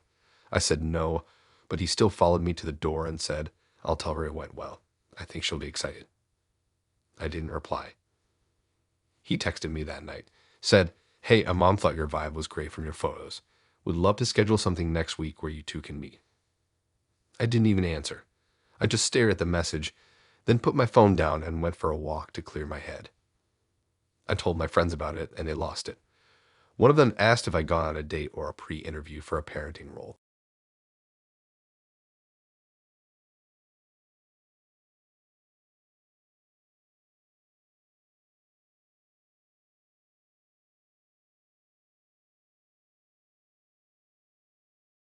All right, so I don't usually talk to people for more than like 3 days on apps before I either ghost or get ghosted. That's just how it goes. It's like speed dating with extra disappointment. I'm not bitter, it's just the truth. Anyway, this one time, I actually tried to do things different. I told myself I was gonna be a better version of myself. The text back quickly, don't overthink, give people a chance version. That's how Jessica happened. She messaged me first. That already caught me off guard, cause I usually have to send the first message and half the time it's just some dumb lie about her dog. But she hit me with a very normal, you seem like you actually shower. Rare on here. I laughed. It was weird but not gross, so I replied. She was funny, fast with the jokes, didn't use too many emojis, and didn't say anything that made me question her sanity. So I kept talking to her. She was one of those people who replies instantly, no matter the time of day. I'd send a message and she hit back in like 10 seconds. Morning? Yep. Afternoon? Yep. I started wondering if she had me on push notifications or something. But again, I was trying to be an open-minded version of myself, so I didn't read too much into it. She asked to meet up after only like 3 days of talking. I was down. We picked a little pub-type spot that's halfway between both our places. Nothing fancy, just burgers and decent fries. When she showed up, I was kind of surprised. Not cause she didn't look like her photos, but cause she had this intense energy that didn't really come through over text. Like she walked into the place like it was already her birthday dinner. She gave me a big hug right away, called me cute to my face, and started asking questions before we even sat down. It wasn't bad, just fast. We ordered drinks, and I could barely keep up. She was talking like she was speed running a conversation. Told me about her job, her roommate, her ex who moved to another state, her favorite pizza toppings, and a story about a guy she once dated who lied about owning a cat. All in the span of like 10 minutes. I didn't even get a chance to say much before she looked at me real serious and said, okay, so where'd your head at? Like, are you just casually dating, or are you actually looking for something? I blinked. It had been 20 minutes. I said something safe like, I'm open to something real if it feels right, but I'm not trying to rush anything. She nodded and said, "Good. I've been doing the casual thing for too long. I'm ready to lock in." That phrase, lock in, should have been my cue to get up and pretend I left something in my car. But I was still trying to give people a fair shot, so I stuck with it. We kept talking, and the rest of the night was mostly normal. A few weird moments where she got a little intense, like she asked if I was texting other girls while we were at the table, even though I hadn't looked at my phone once. I laughed it off and said no. She just stared for a second too long before smiling and saying good answer. We left the place after about 2 hours and I offered to walk her to her car. She asked if I wanted to come over. I said I had an early morning. She didn't seem mad, just said, "Okay, but next time you're mine for the night," and laughed. I got home, flopped on my bed, and within 5 minutes she was already texting. First it was, "Had a great time." Then 5 minutes after that, "You're serious in my type." Then 5 minutes after that, "Can I tell my friends we're exclusive?" Joking, kinda. I laughed at the first two and gave her a "yeah, same, tonight was fun."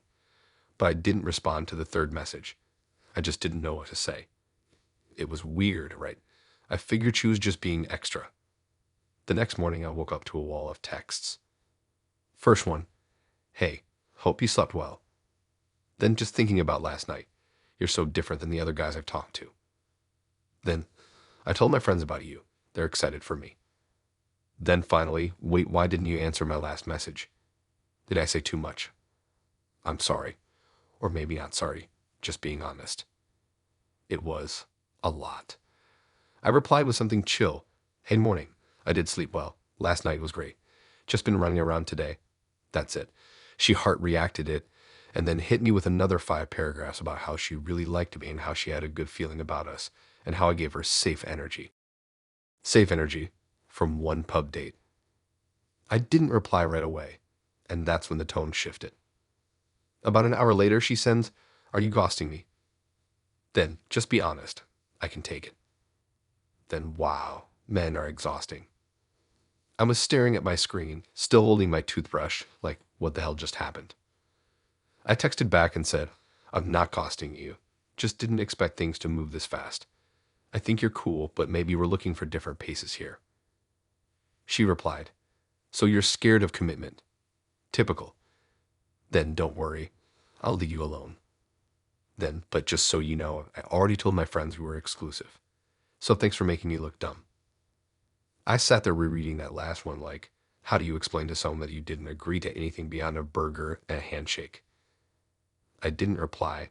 I wanted to, but there was nothing I could say that wouldn't either piss her off more or make it worse. She didn't text me again after that, but 2 days later I got a DM from her on Instagram. It just said, "Hope your next girl appreciates your lack of communication skills." Cool. I left it on unread, blocked her, and deleted the app again for the fourth time that year.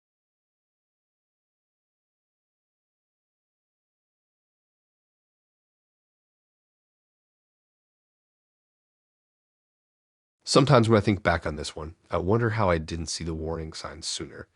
It's one of those dates where the red flags weren't even red. They were neon, flashing, and accompanied by a siren. But I guess when you're scrolling late at night and half your matches are dead accounts or people trying to sell you crypto, someone who seems even halfway normal feels like a win.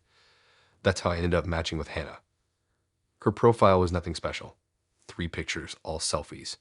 One of her in the car with big sunglasses, one at a bar holding a drink, and one mirror shot with her tongue out like she was doing the classic Instagram thing. Her bio just said, "Don't waste my time." Normally that would turn me off, but I figured whatever, maybe she's just blunt. And she was cute enough that I swiped right without thinking too hard. We matched instantly. She messaged me first with a simple, "So, are you loyal?" No. "Hey." No. "How's your day?" Just straight into it. I should have stopped right there, but I replied something dumb like, "Yeah, I'd say so." And that was enough to get the conversation rolling. She was a fast texter, the kind that replies before you've even put your phone down. She asked a million questions. What kind of music I liked, if I believed in soulmates, if I ever cheated, if I'd ever been cheated on, and what I would do if my partner forgot my birthday. It was like an interrogation with emojis sprinkled in. Still, she kept it entertaining enough that I agreed to meet her for drinks that weekend. We picked a dive bar halfway between us. Nothing fancy, just sticky floors, neon beer signs, and pool tables in the back. She showed up late, 20 minutes after me, but walked in like she owned the place. Tight jeans, crop top, big hoops. She gave me a quick hug, ordered a vodka soda before even sitting down, and started talking immediately. No small talk, no easing into it. She launched into a rant about her roommate borrowing clothes without asking. I just sat there sipping my drink, nodding along, trying to catch up. The first half hour was fine, if a little intense. She was funny in that sarcastic, roasting kind of way. She made fun of my beer choice, asked why I didn't get something stronger, and then teased me about my shirt being safe. I laughed it off. I didn't mind a little teasing. Honestly, I thought she had that kind of energy where you're never bored, even if she's talking about nothing. But then came the curveball. We were playing a game of pool, and she leaned on her cue stick like she was about to tell me a secret. She grinned and said, I actually test guys I date. I laughed and asked what she meant. She said, I make fake profiles on apps. Different names, different photos. That I swipe on guys I'm talking to and see if they match with me. I thought she was joking. I laughed again and said, that's wild. But she wasn't laughing. She nodded seriously and said, it works. I've caught so many liars that way. I froze. Wait, you actually catfish people you're dating? She shrugged. It's not catfishing if it's for the greater good. I stared at her. She kept playing pool like she hadn't just confessed to running undercover loyalty operations. I asked if she'd done that with me. She smirked and said, of course. My stomach dropped. I said, when? And she casually replied, last week. I made a profile named Samantha with blonde hair. You swiped left on me, though, so you passed. She said it with pride, like I should be grateful I didn't accidentally swipe on her alter ego. I didn't even know how to respond. My brain was running laps. She'd already set up a trap for me before we even met. She'd been testing me without telling me, and somehow was supposed to take this as a compliment. I asked, do you do this with every guy you talk to? She said yes, every single one. She had multiple profiles saved and rotated them like costumes. Sometimes she'd even message the guys as her fake persona just to see what they'd say. If they flirted back, she'd expose them. If they ignored her, she'd reward them with loyalty points. Yes, she actually used the phrase loyalty points. She leaned in, lowered her voice, and said, you'd be surprised how many men fail. Most guys don't last 2 weeks without slipping up. Then she gave me this look like I was supposed to feel proud I'd made it this far. But all I felt was creeped out. The rest of the night was awkward. She kept making little comments like, don't get too comfortable. I might be testing you again right now. She even joked about having one of her friends DM me to see how I'd react. I smiled and nodded, but inside I was screaming. Who wants to date someone who's running secret experiments on you? When we finished our drinks, she asked if I wanted to come back to her place. I said I had an early morning, which was a lie, but it was the fastest excuse I could come up with. She rolled her eyes and said, sure. Don't make me set another trap. I laughed weakly and said goodbye. The second I got home, I deleted the app. Not just unmatched her, deleted the whole thing. I didn't want to risk her having another fake profile ready to pop up in my feed. She texted me the next day asking if I had fun. I didn't reply. 2 hours later, she sent, failing to respond is suspicious, that sealed it for me. Blocked her number and never looked back. Looking back now, it's almost funny. Like, who has the time to juggle multiple fake identities just to test strangers they barely know? But in the moment, it was just exhausting. I don't need to prove my loyalty to someone who hasn't even earned my trust yet. That's not dating. That's surveillance.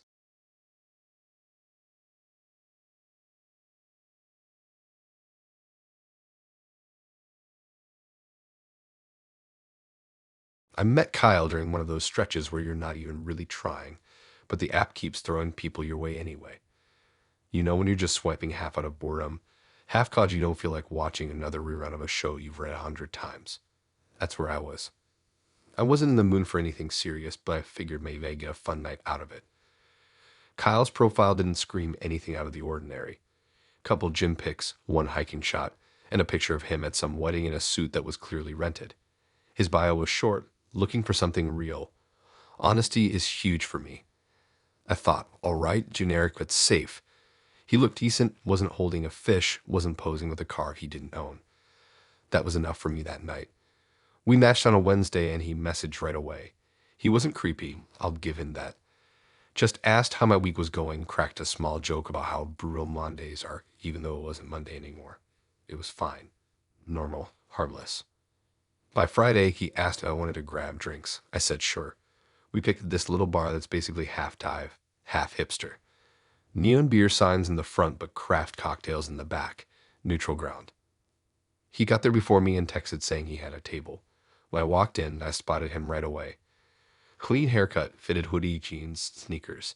He smiled, waved me over, and stood up like he was trying to be a gentleman. Not bad so far. We ordered drinks. He got whiskey, I got a gin thing with too much ice. Conversation was fine. Not amazing, not terrible. He talked a lot about the gym and his meal prep, which got a little boring. But then he asked me questions too, so I didn't feel like I was being lectured. He laughed at my dumb jokes. He seemed into it. Then, out of nowhere, he said something that threw me completely off. So, are you still on the apps? I blinked. What do you mean? He said, like, are you still talking to other guys right now? 'Cause I don't waste time if someone's not serious. Now this was literally the first date. We hadn't even finished our first drinks yet. I said, yeah, I still have the app. We just met. I tried to laugh it off, but he didn't. He leaned in a little and said, see, that's a problem for me. I asked why, and he said, I don't compete. If I'm sitting here giving you my time, I expect you to take me seriously. It was awkward, but I figured maybe he was just intense. I said something like, well, I think it's normal for people to still be on the app early on. Doesn't mean I'm not serious about meeting you. He nodded slowly like he was processing, then goes, okay, then just prove it. I frowned. Prove what? He pointed at my phone on the table. Let me see your phone. Just real quick. I want to make sure you don't have any other dating apps installed. I laughed because I thought it was a joke. No way he was serious. But his face, then serious.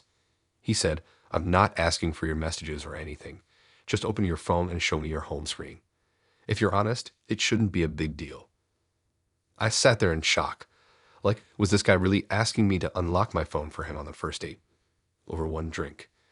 I said, that's not happening. He tilted his head and said, why not? If you don't have anything to hide, then what's the problem? That line right there, the classic, if you don't have anything to hide. I felt my stomach drop. I knew I was dealing with someone controlling. I told him, because it's my phone, it's private.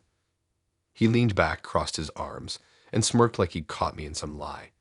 He goes, see, this is why I don't trust women from apps. Too many games, too much sneaky behavior. At that point, I wanted to leave, but my drink was still full, and some stubborn part of me wanted to see how far this was gonna go. I sat there quietly while he launched into this speech about how modern dating is broken because people don't commit fast enough. How he didn't believe in keeping options open, and how if he was gonna delete his app, he expected the same in return. Keep in mind, we were 1 hour into knowing each other in real life. 1 hour. When the server came by to ask if we wanted another round, I shook my head no. Kyle said yes, then looked at me and said, are you sure you'll stay, right? I said, I think I'm gonna head out after this. That set him off. Not in a yelling way, but in a manipulative way. He leaned in again and said, you're proving my point. You can't handle real honesty. You're probably lining up 3 more dates this week, huh? I said, even if I was, that's none of your business. This is literally our first date. He rolled his eyes and muttered something under his breath about modern women. When the check came, I offered to pay for my drink just to end it faster. He waved me off and said, don't worry, I've got it. I'm not cheap. I just expect loyalty. I wanted to laugh. Loyalty. From someone I'd known for 60 minutes. We walked outside, and he asked if he could walk me to my car. I said no. He asked if he could at least text me later. I said, do what you want, and walked off. By the time I got home, he'd already texted. First it was, had a good time tonight. Hope you think about what I said. Then 5 minutes later, delete the apps and we can see where this goes. I didn't reply. He texted again the next morning. So I guess you failed the test. That was the end of that. Looking back, I think the wildest part wasn't even him asking to see my phone. It was how normal he thought it was. Like in his head. This wasn't controlling or invasive. It was just standard procedure. And I'm sure some unlucky person out there probably gave in to it, which makes me feel even worse. But for me, nope. First date, first drink, first red flag the size of a stadium. The guide who thought prove your loyalty meant handing over my unlocked phone at a bar.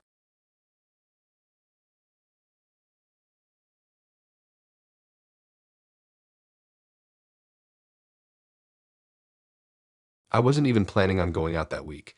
I had already made peace with the fact that my dinners were gonna be takeout containers and Netflix reruns for a while. But then my buddy dragged me out to a trivia night, and I guess being around people made me feel like maybe dating wasn't a lost cause. I got home that night, opened the app again, and within an hour matched with Victoria. Her profile looked like it was created by a professional. Perfect lighting, nice angles, cute outfits. Nothing felt accidental. Even the candid shots looked like she made someone retake them 12 times. Her bio said something short like, love wine, live music, and laughing till my stomach hurts. Pretty generic, but harmless. We started chatting, and she was quick with replies. Not overly funny, but she had this breezy confidence that made it easy to keep the conversation going. She suggested we meet up almost right away, which I actually liked. No endless texting, no awkward dragging it out. We settled on meeting at this new taco place downtown that everyone had been hyping up. I got there early and grabbed a table. She walked in 5 minutes later, looking even more put together than her photos. Hair done, nails sharp, outfit like she stepped straight out of a Pinterest board. She smiled, hugged me quickly, and sat down. At first, everything seemed fine. We ordered tacos and margaritas, and the conversation was easy. She asked about my job, my hobbies, my family. I asked her about hers. She told me she worked in marketing but wanted to eventually start her own business. She was charming, confident, and seemed genuinely interested in what I was saying. But about 20 minutes in, I noticed she kept checking her phone. Not in a subtle, just making sure nothing urgent is happening way. Like full-on typing paragraphs. She looked down, grinned at the screen, typed furiously, then glanced back up at me. At first, I brushed it off. Everyone's glued to their phone these days. Then it happened. I made some dumb joke about how I once tried to cook enchiladas and set off my smoke alarm, and she laughed. But right after laughing, she grabbed her phone, typed something, and then laughed again, like laughed at what she wrote. I said, "What's so funny?" half joking. She shrugged and said, "Oh, nothing. Just updating the group chat." I thought she meant like she was telling her friends she was on a date. No big deal. People do that. But then a few minutes later, she did it again. I was telling her about my dog, and she pulled out her phone mid-story, typed something, and smirked. I asked, "Are you telling them what I'm saying right now?" She grinned and said, "Yeah, they love live updates." My stomach dropped. Live updates. She nodded like it was the most normal thing in the world. Yeah, I have a group chat with my best friends. We rate every guy I go out with. They want play-by-plays. I stared at her. Wait, like, you're literally telling them what I'm saying right now. She laughed and said, "Yeah, don't worry. I'm being nice." I didn't know what to do. Part of me wanted to grab my stuff and leave, but another part of me wanted to see just how far this was gonna go. So I tested it. I said something random like, "My favorite color is green." 2 seconds later, she was typing again. She looked up and said, "They think green suits you." I wanted to crawl out of my skin. The rest of the date was basically her half talking to me, half talking to her friends. Every story I told, every joke I made, every time I took a sip of my drink, she was sending updates. Sometimes she'd even pause mid-conversation to show me her phone. Like, "Look, it said you seem funny." I didn't even know these people, and yet apparently they were judging me in real time like I was on some dating reality show. At one point, she excused herself to the bathroom, and I saw her phone light up on the table. The preview of the chat popped up on the screen. I didn't read the whole thing, but I caught a glimpse of a message that said, 7/10 so far needs better shoes. That was it for me. When she came back, I tried to steer the conversation back to normal. Asked about her job, her favorite music, anything that didn't feel like I was being live-streamed to strangers. But she kept pulling out her phone. By the time the check came, I completely checked out. The server dropped the bill, and she didn't even look at it. She was too busy typing. I paid just to get out of there quicker. She said, "Thanks, you're sweet," while her thumbs kept moving across the screen. As we walked outside, she asked if I wanted to hang out again sometime.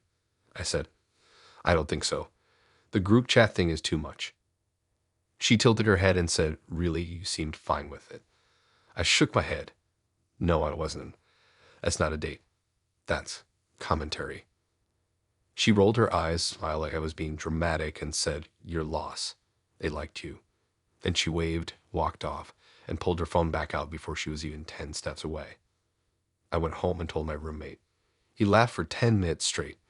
He kept saying, "Bro, you got Yelp reviewed in real time." The next day, I had a text from her. It said, "The group agrees you were sweet but a little uptight. 6/5 overall." I didn't reply, just deleted the number.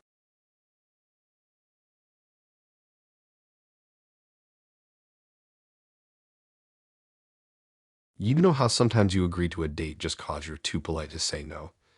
That's exactly how I ended up with Darren. I wasn't even feeling it when we matched.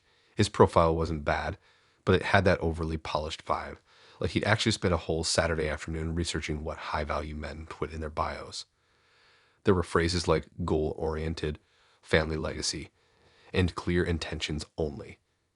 The kind of stuff that sounds serious until you realize it's just buzzwords. But he messaged me right away and I didn't have the energy to ignore him. He asked me a bunch of standard questions, complimented my dog in one of my pictures, and said he liked that I seemed grounded. It wasn't the most exciting convo, but he wasn't creepy either. After a few days, he asked if I wanted to get dinner, and I thought, sure, why not? We met at a quiet Italian place on a Sunday night. Not fancy, but cozy. Dim lighting, red booths, and way too many framed photos of Rome on the walls. I got there first and grabbed a table out a window.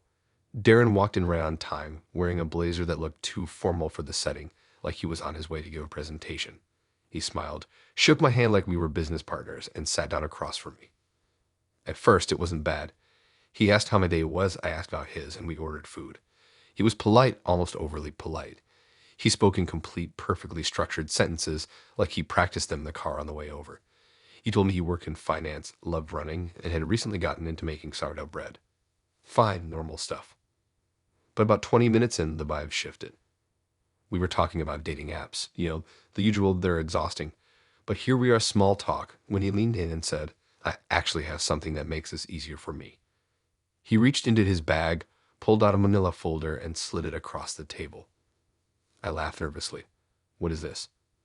He smiled like a salesman about to close a deal. "It's a dating contract." I thought he was joking. I really did. I opened the folder, and inside it was a typed, stapled document. No frills, no jokes, no doodles. A straight-up legal-looking contract. At the top, in bold letters, it said, "Dating Agreement." I stared at it, waiting for him to start laughing. He didn't. "It just sets expectations," he explained. "That way there's no confusion moving forward." I flipped through it. It was 5 pages long. 5 pages. Some of the clauses were basic. We agree to communicate openly and honestly. We agree not to ghost without explanation. Okay, fine, that's normal enough. But then it started getting intense. We agree to see each other a minimum of twice per week. We agree to respond to texts within a maximum of 3 hours unless otherwise specified. We agree to maintain physical fitness at a mutually acceptable level. I looked up at him, mouth open. "Are you serious?" He nodded. "It just prevents misunderstandings. I've wasted too much time in the past." I kept skimming. We agree to inform each other of all opposite sex friendships. We agree to begin discussions of exclusivity no later than the 3rd date. We agree to evaluate the relationship's progress every 30 days. I laughed out loud. I couldn't help it. It sounded like a warranty policy. But he didn't laugh. He sat there calmly sipping his water while I flipped through his weird handbook for dating. I said, "You actually expect people to sign this?" He shrugged. "Only if they're serious." I asked how many people had signed it. He said, "A few, but most women don't take it seriously. That's why I'm still single." I wanted to tell him, "No, you're still single because you're handing people contracts instead of having a conversation," but I bit my tongue. I was too stunned to form proper words. He asked me if I had any questions about the contract. I said, "Yeah, all of them." He smiled again. "It's flexible. We can negotiate." Negotiate, like we were merging companies. The food arrived, and I tried to shift the conversation back to normal topics, but it was impossible. Everything circled back to the contract. He kept bringing it up. Asked me what clauses I agreed with, which ones I'd edit, whether I'd prefer a 1-month or a 3-month review period. I said. I don't think dating works like this, and he replied, that's why most relationships fail. By the time the check came, I was exhausted. I just wanted to go home, crawl into bed, and forget this bizarre business meeting disguised as a date. He insisted on paying, which was fine, but then he pulled out a pen and said, I'll just need your initials here. He was joking, right? Nope. He slid the contract toward me again, pen in hand, eyes expectant. I pushed it back across the table. I'm not signing anything. He looked genuinely surprised. Why not? Don't you want clarity? I said, no, I want a human connection, not a quarterly review. He looked disappointed, shook his head, and muttered something about how modern dating was hopeless. Outside the restaurant, he offered to walk me to my car. I said no. He still followed me halfway down the block, telling me I was making a mistake by not giving his system a chance. I finally said, good night, Darren, and walked away. The next morning, he texted me, I read your energy wrong. You're not as intentional as I thought. Best of luck. And that was it. I told my friends about it later, and one of them said I should have kept the contract as a souvenir. Honestly, I wish I had. It would have been the funniest party story ever. The guy who tried to get me to sign a 5-page dating contract before I'd even finished my spaghetti.